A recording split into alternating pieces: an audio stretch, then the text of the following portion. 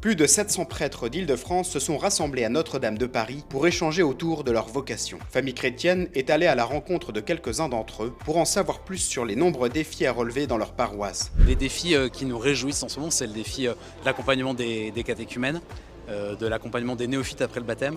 Et ça, c'est vraiment universellement partagé par les prêtres. C'est quelque chose qu'on n'attendait pas du tout, au sens c'est pas le fruit d'une stratégie.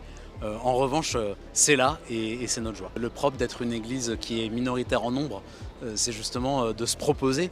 Elle n'a plus rien qui s'impose, donc elle se propose, donc il faut qu'on soit rayonnant. Un des défis du prêtre, c'est de bien garder l'unité, parce qu'il n'y a pas deux journées qui se ressemblent, et donc il faut bien garder cette unité dans le Christ. Être appelé par le Christ et le suivre dans cette vocation, c'est d'abord une grande joie. Après, c'est sûr qu'il y a beaucoup de travail en paroisse. Au séminaire, avant de devenir prêtre, j'imaginais pas toute la lourdeur et la charge de travail qu'il y a.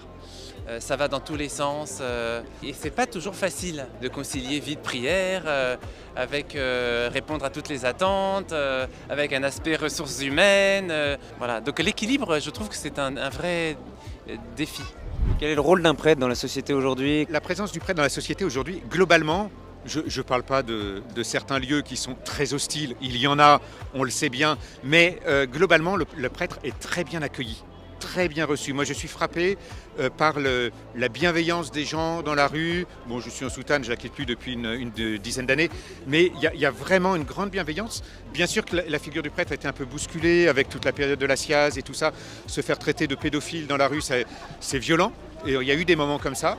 Mais je trouve qu'aujourd'hui, il y a quand même une grande bienveillance et qui correspond, je crois, à cette soif qu'on retrouve chez beaucoup de personnes, cette soif de quelque chose, de spirituel. Je suis très, très vague en disant quelque chose, mais parce que parfois ils ne savent pas bien ce qu'ils cherchent.